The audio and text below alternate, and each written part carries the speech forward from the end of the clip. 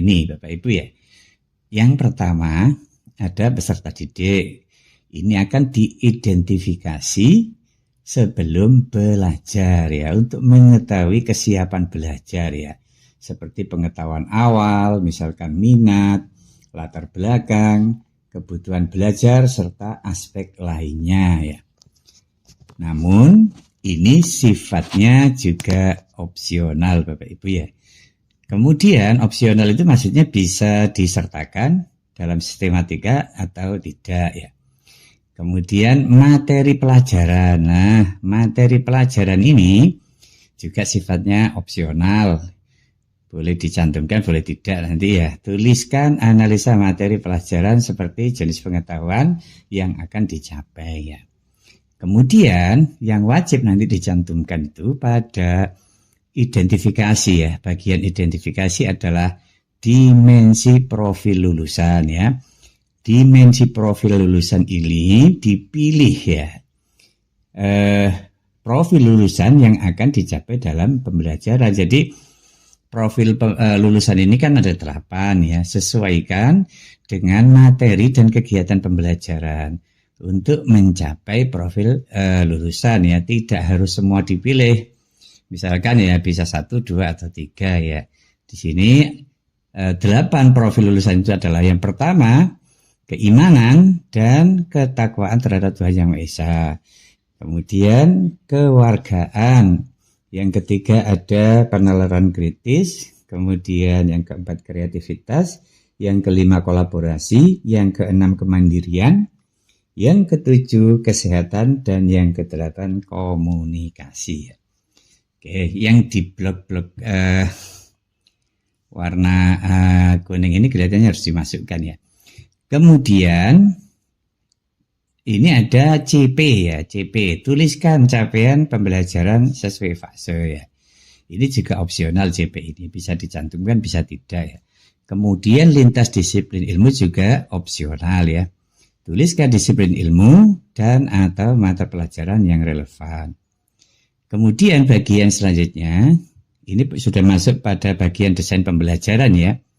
Jadi ada 2 bagian, identifikasi dan desain pembelajaran ya. Ini untuk capaian pembelajaran lintas disiplin ilmu, ini opsional ya. Kemudian kita akan memasukkan tujuan pembelajaran. Sekali lagi ini kita ambil dari alur tujuan pembelajaran itu ya. Kemudian tuliskan topik pembelajaran ya, sifatnya juga opsional.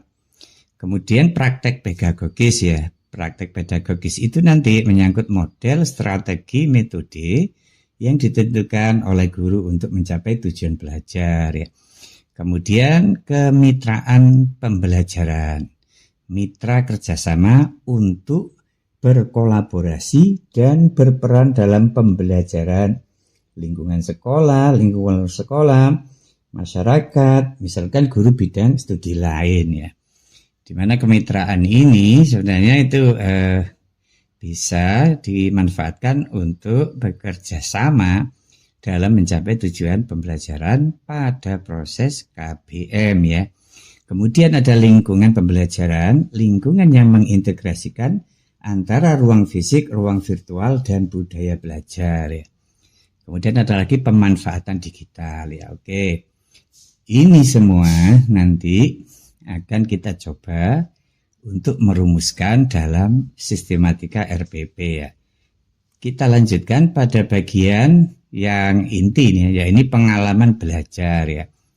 Pengalaman belajar ini ada kegiatan awal pembelajaran, ada kegiatan inti, ada kegiatan penutup ya, sebagaimana pada kegiatan pembelajaran yang RPP kita sebelumnya ya. Kemudian nanti pada kegiatan pengalaman belajar ini yang harus diperhatikan itu adalah bahwa proses ini harus mengandung 3 kegiatan ya, yakni yang pertama kegiatan memahami ya, kegiatan memahami. Kemudian yang kedua adalah mengaplikasikan ya. Yang ketiga harus mengandung unsur refleksi terutama pada kegiatan penutup ya. Nah, ini ciri khas dari pendekatan pembelajaran mendalam ya. Sekali lagi, memahami, mengaplikasi, dan merefleksi ya. Inilah pengalaman belajar pada pendekatan pembelajaran mendalam. Jadi nanti di setiap pertemuan memang tidak harus ketiganya ini langsung terjadi dalam satu kali pertemuan ya. Kalau misalkan materinya itu luas, butuh proses memahami agak lama, bisa jadi satu pertemuan itu masih pengalaman belajarnya memahami ya. Nanti pertemuan kedua, ketiga mungkin bisa pada pengalaman belajar mengaplikasi dan merefleksi ya. Oke, kemudian asesmen ya. Ada asesmen pada awal pembelajaran, ada asesmen pada proses pembelajaran, dan ada asesmen pada akhir pembelajaran ya. Asesmen ini dalam pembelajaran mendalam disesuaikan dengan assessment as learning, assessment for learning, dan assessment of learning ya. Tentukan metode atau cara yang digunakan secara komprehensif untuk mengukur pencapaian kompetensi peserta didik ya. Kalau itu misalkan assessment of learning misalkan ya tes tertulis, tes lisan, kemudian penilaian kinerja, penilaian proyek, penilaian produk, observasi, portofolio. Kalau misalkan asesmen awal itu biasanya bisa menggunakan self-assessment atau peer teaching ya. Penilaian antar teman atau penilaian diri ya, self-assessment. Kemudian penilaian berbagai kelas dan sebagainya. Oke, ini adalah sistematika. Nanti kita adalah menyusun RPP dengan pendekatan pembelajaran mendalam. Sekarang saya coba untuk merumuskan konsep-konsep ini pada aplikasi Microsoft Word ya. Baik, kita lanjutkan ya. Ini sudah saya rumuskan untuk RPP sistematikanya, RPP pembelajaran mendalam ya. Untuk teman-teman madrasah, untuk penyusunan RPP pada kurikulum berbasis cinta nanti akan kita ulas pada video saya yang kedua ya. Juga nanti kita akan membahas pada video kita yang kedua nanti adalah bagaimana mengkolaborasikan antara pembelajaran mendalam dengan kurikulum berbasis cinta ya untuk teman-teman madrasah ya. Sementara kita fokus dulu pada RPP pembelajaran mendalam secara sistematika ya. Kalau sudah kita ketahui sistematikanya, nanti perumusan dari rencana pembelajaran itu akan mudah ya. Apalagi sekarang ada AI ya. Nanti kita manfaatkan fasilitas kemajuan teknologi ini untuk mempermudah pekerjaan kita di dalam menyusun RPP ya. Nanti kita praktekkan lah ya. Sangat cepat dan mudah sekali. Yang penting sistematikanya dulu kita kuasai ya. Nah, ini ada identitas. Ini yang full ya. Jadi tadi itu kan sudah kita uraikan komponen-komponen dari RPP ya. Ini versi fullnya ya. Ada identitas, kemudian ada peserta didik, ada materi pembelajaran, ada dimensi ya. Jadi untuk yang dimensi ini sifatnya wajib ya, sifatnya wajib. Wajib dicantumkan ya. Dimensi profil lulusan ada 8 itu ya. Bisa dipilih 1 sampai 3 lah ya. Kemudian ada desain pembelajaran, ada capaian pembelajaran, ada lintas disiplin ilmu, ada tujuan pembelajaran. Ini yang wajib tujuan pembelajaran ya. Kemudian ada topik, ada praktek pedagogis. Kemudian ada kemitraan, lingkungan pembelajaran, pemanfaatan digital. Kemudian ada pengalaman belajar. Ini pada kegiatan yang paling penting ya, pengalaman belajar itu. Langkah-langkahnya nanti, kegiatan pembelajarannya nanti berbasis mindful, berkesadaran, meaningful, bermakna, dan joyful. Jadi nanti unsur-unsur mindful, meaningful, joyful itu tidak harus urut ya. Misalkan harus mindful dulu, tidak begitu. Urutannya itu bebas pada bagian mana. Yang penting RPP kita nanti terdeskripsikan sebuah kegiatan pembelajaran yang berkesadaran, bermakna, dan menyenangkan.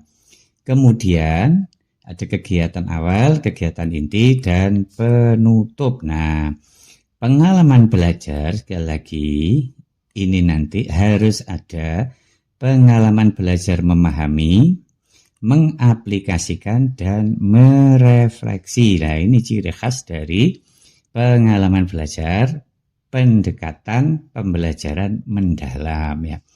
Kemudian ada asesmen pembelajaran, asesmen awal, asesmen proses, dan asesmen akhir. Ini kalau versi full, artinya bagian-bagian yang opsional kita masukkan semua. Opsional itu bisa dimasukkan, bisa tidak ya. Kalau misalkan pengen sistematika lebih ringkas, yang opsional itu tidak kita masukkan, maka akan lebih sederhana semacam ini ya. Cukup identifikasi, ya, bagian pertama identifikasi, kemudian ada desain pembelajaran. Di desain pembelajaran ini ada tujuan, praktek pedagogis, lingkungan pembelajaran, ada pengalaman belajar ya, pengalaman belajar, langkah-langkah pembelajarannya, dan ada asesmen. Jadi lebih ringkas ya. Oke, ini kalau sudah kita menyusun semacam ini, untuk memudahkan dalam penyusunan bisa kita proses dengan bantuan AI atau ChatGPT ya, tinggal kita menyusun prompt-nya. Oke, saya akan memberikan contoh ya untuk penyusunan prompt. Karena ini kita pakai ChatGPT, maka saya lebih memilih pada RPP pembelajaran mendalam yang full ya, yang full semacam ini. Oke. Kita siapkan dulu beberapa perangkat untuk menyusun RPP ini ya. Yang pertama adalah siapkan dulu yang namanya ATP ya. Siapkan ATP, alur tujuan pembelajaran, karena di situ nanti kita akan mengambil CP-nya, kita akan mengambil tujuan pembelajaran dan juga materinya. Oke, kita masuk pada bagian yakni membuat prompt untuk memanfaatkan ChatGPT dalam merumuskan RPP kita. Baik, kita akan melanjutkan. Ini adalah kita akan membuat prompt ya, prompt RPP ya. Siapkan dulu yang namanya ATP kita. Misalkan ini adalah ATP saya ya. Di sini ada elemen, ada capaian pembelajaran, dan ada lingkup materi beserta tujuan pembelajarannya ya. Data-data ini kita perlukan ya, karena pada sistematika penyusunan RPP ini, RPP dengan pembelajaran pendekatan mendalam itu ya, yang pertama nanti juga akan kita masukkan terutama tujuan pembelajaran. Oke, kita mulai, kita tuliskan ya identitas kita, jangan lupa juga mengisi alokasi waktu ya. Kemudian identifikasi lah, untuk identifikasi ini tentu saja kita tuliskan, jadi yang berwarna biru ini kita tuliskan ya. Kenapa? Karena berhubungan dengan kondisi kesiapan belajar peserta didik kita ya. Kalaupun kita minta referensi dari ChatGPT itu biasanya kurang tepat ya. Atau Bapak Ibu misalkan minta referensi dari ChatGPT ya tidak apa-apa ya, dikosongi gitu aja tuh. Tinggal dikasih tuliskan deskripsi dari peserta didik yang menyangkut kesiapan pembelajaran pada materi ini gitu ya, misalkan begitu ya. Ini yang pertama saya tulis ya, karena berhubungan dengan kondisi murid saya ketika mau mengikuti pembelajaran ya. Kemudian materi pembelajarannya ditulis ya, ditulis. Kita tulis semacam ini, misalkan klasifikasi makhluk hidup ya. Tentu acuannya adalah ATP tadi itu ya. Kemudian dimensi profil lulusan ya. Saya tuliskan tiga ya. Tadi kan pilihannya itu adalah 8. Atau misalkan kalau Bapak Ibu pengen direferensi oleh ChatGPT ya, tulis saja 8. Kemudian tulis di sini pilihkan 3 dimensi profil lulusan, begitu ya. Jadi ChatGPT itu prompt itu lebih spesifik, itu lebih baik ya. Oke, kemudian desain pembelajaran CP ini kita ambilkan dari ATP ya, dari ATP ini CP ya. Saya ambilkan dari CP ini, tentu pakai standar isinya dari kurikulum Merdeka ya. Kemudian selanjutnya adalah lintas disiplin ilmu, nanti biar dicarikan oleh ChatGPT yang relevan. Kemudian tujuan pembelajaran juga demikian, kita tuliskan, kita ambilkan dari ATP kita ini ya. Oke, jadi harus punya ATP dulu untuk menyusun RPP itu ya. ATP ini kan dikembangkan dari CP ya. Kemudian kita susun semacam ini, ada lingkup materi, tujuan pembelajaran, dan lain sebagainya. Kemudian untuk topik pembelajaran ini juga kita tuliskan, misalkan klasifikasi makhluk hidup di lingkungan sekolah. Nah, untuk praktek pedagogis ini ya, model pembelajarannya kita tuliskan di sini. Saya memilih discovery learning ya. Memang yang model pembelajaran yang biasa direkomendasikan itu ada beberapa, misalkan ada PJBL atau Project Based Learning, kemudian ada PBL Problem Based Learning, ada Discovery Learning, ada Inquiry Learning ya. Kalau misalkan Bapak Ibu belum memiliki pilihan, ya dikosongi saja, ditulis tolong pilihkan model pembelajaran yang cocok sesuai dengan materi di atas, kan begitu ya. Perintahnya begitu. Nanti strategi dan metode biar dipilihkan oleh ChatGPT ya. Kemudian kemitraan, kita tulis saja, tulis mitra kerjasama untuk kolaborasi. Lingkungan pembelajaran, tulis lingkungan pembelajaran yang mengintegrasikan antar ruang fisik, ruang virtual, budaya belajar untuk mendukung pembelajaran. Kemudian pemanfaatan digital, tulis pemanfaatan teknologi digital. Tentu nanti ChatGPT akan memberikan referensi. Kemudian bagian yang paling terpenting, nah ini pada pengalaman belajar ya. Kita tuliskan di sini langkah-langkah pembelajaran. Kita berikan sebuah prompt, kegiatan pembelajaran berbasis mindful, berkesadaran, meaningful, bermakna, dan joyful, menggembirakan sesuai pendekatan deep learning. Tunjukkan bagian mana yang masuk mindful, meaningful, dan joyful ya, biar kita bisa pakai identifikasi ya. Kemudian dibuat kegiatan awal, durasi waktunya bisa kita tentukan atau diberikan, misalkan ditambah ya, berikan durasi waktu. Ini juga begitu ya, bisa begitu kita berikan perintah begitu ya. Kita kan sudah menuliskan di atas durasinya waktu itu, kalau untuk SMA itu kan 2 kali 45 menit ya, biar nanti dibagi oleh ChatGPT ya. Kemudian nanti ada asesmen pembelajaran, ada asesmen awal, kemudian asesmen proses, asesmen akhir ya. Kemudian kita kasih identitas, kemudian nanti sebaiknya ya, kalau menurut saya, karena ciri khas pembelajaran mendalam itu juga aktif ya dan joyful, maka kita berikan instrumennya, yaitu misalkan buatkan LKPD dan buatkan instrumen rubrik penilaian. Nah ini prom-prom ini kita awali dengan kalimat saya adalah guru profesional ya, karena ChatGPT itu akan memberikan respon sesuai identitas kita ya. Oke, kita copy saja seperti ini. Kemudian kita masuk ke ChatGPT ya. Masuk ChatGPT, kita pastekan prompt kita di sini. Oke, kemudian kita tombol enter atau panah atas ini ya.